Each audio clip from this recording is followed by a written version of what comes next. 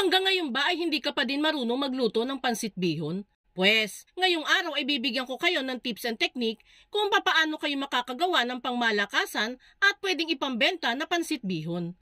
Kaya tara, umpisahan na agad natin. Dito sa ating pan ay una muna nating lulutuin itong 1/4 kilo ng baboy. Uunahin na nating lutuin ng baboy dahil ito naman yung pinakamatagal lutuin sa mga sangkap natin. Lagyan lang natin yan ng estimated 2 tablespoon ng tubig. Takpan lang at hayaan munang kumulo ng kahit 2 minutes.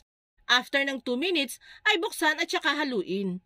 Ang goal lang naman natin dito is maging brown na ang kulay nito. Sign niya na medyo luto na ang niluluto nating baboy. Kapag naglalabas na ito ng sariling mantika, ay itabi muna natin ito sa gilid ng pan. Dito ay magigisa naman tayo ng sibuyas at bawang. Igisa lang natin yan hanggang sa lumabas na ang aroma ng ating niluluto. Nasa medium heat settings po pala ang apoy natin dito, guys. Pagkagisa ng mga aromatics, ay ihalo na din natin dito yung mga nalutong baboy. Igisa-gisa lang natin yan ng mga 30 seconds at saka natin ihalo ang mga gulay.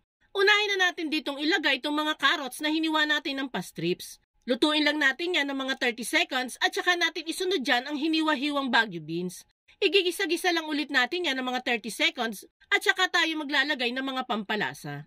Maglalagay na tayo dyan ng estimated half teaspoon ng paminta. Estimated 3 tablespoon ng soy sauce at estimated 1 tablespoon ng oyster sauce. Haluin hanggang sa kumalat na ang mga pampalasa na inilagay natin. Igigisa lang ulit natin yan ng mga 30 seconds at saka natin ilalagay ang mga hiniwa-hiwa nating repolyo. Haluin lang ito at igisa-gisa hanggang sa bahagyang umimpis na ang mga repolyo.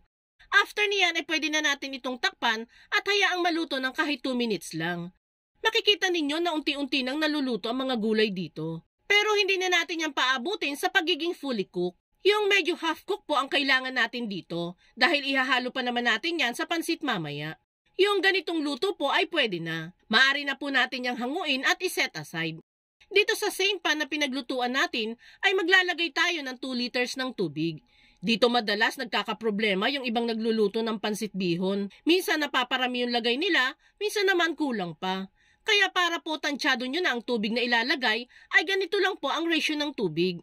Kapag po half kilo ng bihon ang lulutuin, 2 liters ng tubig ang ilalagay. Kapag po 1 kilo, 4 liters po ng tubig ang ilagay. And kapag 1/4 kilo lang ng pansit bihon ang lulutuin, 1 liter lang po ng tubig ang ilagay. Ito po ay sarili kong measurement at subok ko na din sa pagluluto ko ng pansit. Kaya kung gusto nyo naman pong gayahin, ay nasa sa inyo naman po iyan. Naglagay na din po pala tayo dito ng isang pirasong pork cubes, 1.5 tablespoon ng soy sauce, 1.5 tablespoon din ng oyster sauce, at half teaspoon ng paminta.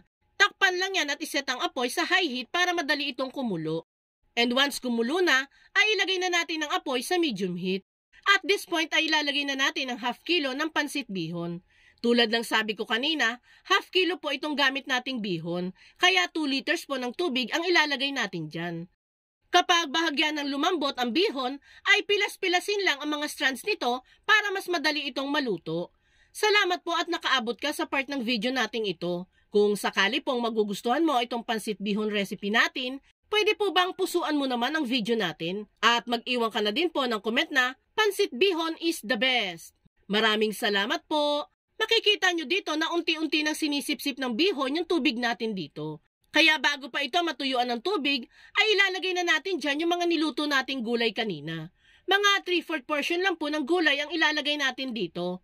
Dahil yung 1/4 portion ay pang-toppings po natin mamaya. Halu-haluin natin ito hanggang sa humalo ng maigi dito ang mga gulay at hanggang sa tuluyan na ding mawala yung sabaw natin dito. Pagkalagay ng mga gulay, mga 5 minutes na lang natin itong hahaluin.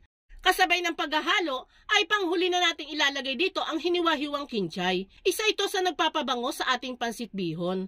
Madali lang po kasi maluto ang kinchay, kaya sa huli ko na lang talaga ito inilalagay. After ng 5 minutes na paghahalo ay pwede na natin itong i-plating. Dito sa prepare nating bilao ay ilalagay lang natin dyan yung nalutong pansit bihon.